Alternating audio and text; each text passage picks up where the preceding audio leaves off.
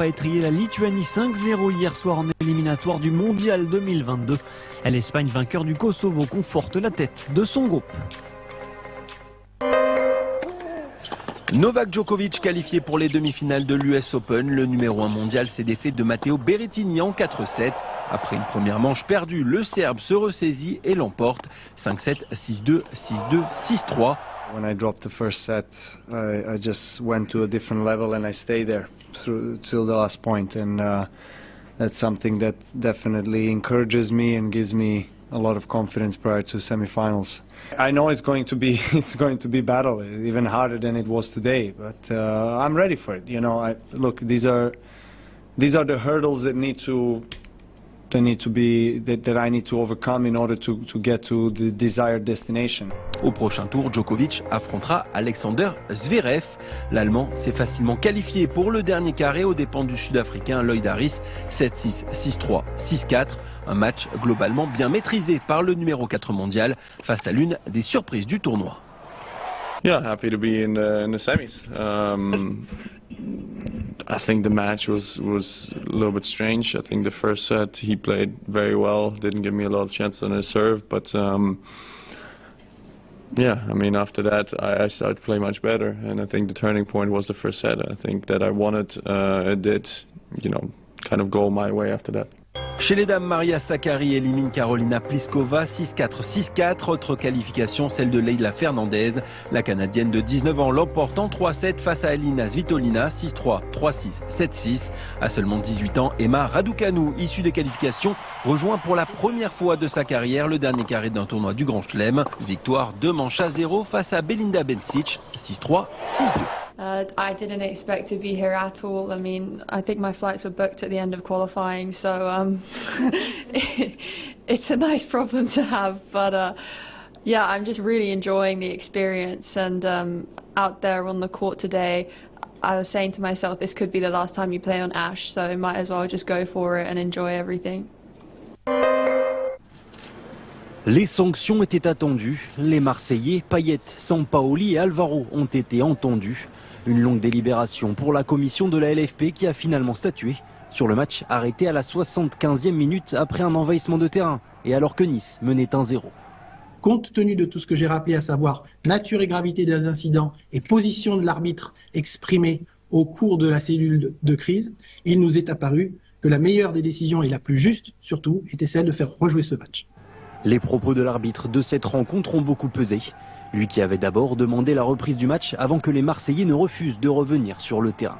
Le sort d'un match ne peut pas dépendre de la décision unilatérale d'un club qui refuse, pour des motifs qui lui appartiennent certes, mais qui refuse de reprendre le match en dépit de la décision finale de l'arbitre. Mais compte tenu de ces atermoiements et de ces hésitations en tout cas, il nous est apparu plus cohérent de faire rejouer ce match. Tout est à refaire donc sur terrain neutre et à huis clos. D'ailleurs, le club niçois aura un autre match à disputer sans ses spectateurs, le troisième et dernier étant celui déjà joué contre Bordeaux. Outre cette décision, les Aiglons sont amputés de 2 points, dont un avec sursis. Côté marseillais, l'adjoint de Sampaoli, Pablo Fernandez, est suspendu jusque fin juin. Payet et Alvaro ont également été sanctionnés. Les comportements de Dimitri Payet et de M. Alvaro González nous sont apparus comme restant sanctionnables sur le plan disciplinaire, et ayant d'ailleurs participé aux foyers de tension qui se sont développés et surdéveloppés. Pourtant, les 2 cas ont été différemment traités. Le milieu olympien n'a été condamné qu'à un match avec sursis contre 2 fermes pour le défenseur. Dimitri Payet, il avait été d'une part directement touché par une bouteille puis atteint par un coup de pied d'un spectateur, ce qui n'a jamais été le cas d'Alvaro González, d'où le différentiel sur les 2 joueurs marseillais. Une décision qui ne passe pas auprès des dirigeants phocéens. Ce qui nous choque, c'est la décision contre Alvaro. La commission de discipline avait un devoir d'exemplarité pour sanctionner la violence, pour que ça ne se reproduise plus sur des terrains de foot. Et elle ne devait pas sanctionner les acteurs du jeu. Les 2 parties ont donc été punies et les différentes sanctions devraient entrer en vigueur dès lundi prochain. Moïskine et l'Italie en balade, succès 5-0 contre la Lituanie grâce notamment à un doublé de l'ancien attaquant du PSG. La nationale est toujours invincible, 37e match sans défaite, toute compétition confondue pour les hommes de Mancini, toujours en tête de leur groupe C. La Belgique, futur adversaire des Bleus en Ligue des Nations, s'est également imposée. Victoire 1-0 en Biélorussie.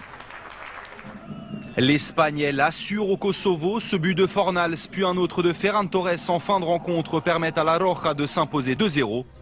L'Espagne profite du faux pas de la Suède en Grèce pour compter désormais 4 points d'avance sur les Scandinaves, mais avec 2 matchs en plus. A noter également le carton de l'Allemagne, vainqueur 4-0 en Islande et toujours largement en tête de son groupe J. L'Angleterre, elle, a mené 1-0 en Pologne jusqu'à la 92e minute et l'égalisation signée Szymanski. Les Free Lions restent néanmoins toujours en tête de leur groupe. Il est de retour. Hola Atléticos, ya estoy aquí. Quelques heures seulement après son doublé face à la Finlande, Antoine Griezmann a rejoint ses nouveaux coéquipiers de l'Atlético Madrid. Le Français retrouve un club qu'il connaît bien pour y avoir évolué pendant 5 ans avant de rejoindre Barcelone où il a passé 2 saisons mitigées. Le Barça est tombé d'accord avec l'Atlético Madrid à la fin du mercato pour un prêt avec option d'achat obligatoire de l'attaquant tricolore. Me quería de vuelta, yo quería volver sí o sí, que para mí yo creo que es el mejor lugar para mí, para que esté feliz dentro y fuera del campo. Y nada, yo creo que es lo más bonito que me ha pasado en estos últimos años.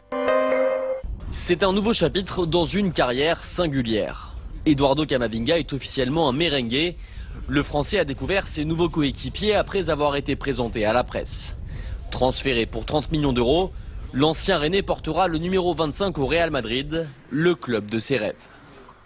Le premier facteur, c'est le plaisir. Et je savais qu'en venant ici, j'allais m'épanouir. Et en plus, vu que je suis un jeune joueur, jouer autour de grands noms du football aussi, ça me fait apprendre. Apprendre notamment aux côtés de Karim Benzema, une source d'inspiration pour Camavinga. C'est une idole pour tous les Français. Il incarne aussi la jeunesse. Comme on peut le voir même avec Vinicius, c'est quelqu'un qui est proche des jeunes joueurs. C'est sûr que ça aide. En plus de ça, il est français.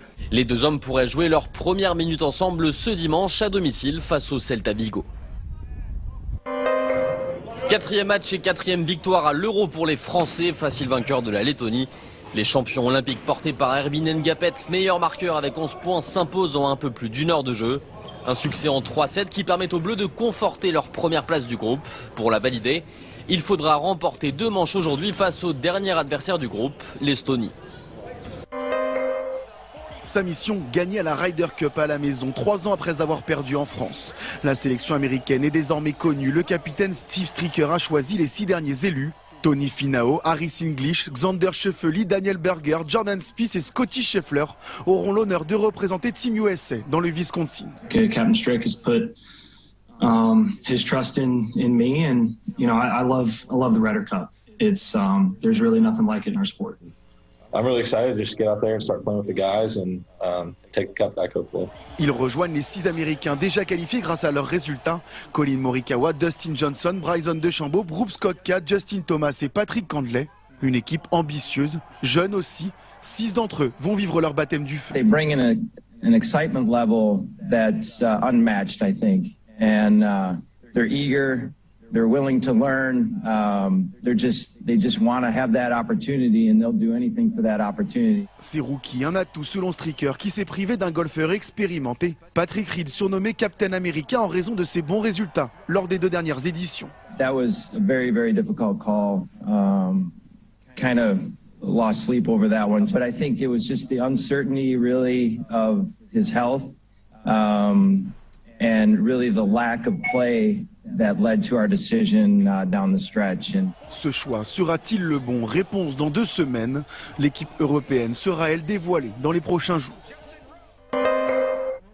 Petite virée au milieu des marchés siciliens pour Max Verstappen. À l'approche du Grand Prix d'Italie ce week-end, le pilote Red Bull savoure sa première place au classement, 3 petits points devant Lewis Hamilton. Mais le Néerlandais est méfiant avant une course qui ne lui réussit pas. 12e, 7e, puis 10e pour ses 3 premières saisons. Une 5e place en 2018, sa meilleure performance, 8e en 2019 et un abandon l'an dernier. I mean, actually it's not been our best track, but it's a fast track. Braking zones are really important and quite tough out there. But just in general, seeing the fans so passionate about racing in general. So yeah, again, looking forward to see all of them. Pour la 2e fois de l'année, les pilotes passeront par un nouveau format de qualification, la course sprint. Les essais libres vendredi détermineront la grille de départ de cette course sprint le samedi. Et c'est le résultat de cette course qui donnera la grille de départ du Grand Prix d'Italie dimanche à Monza.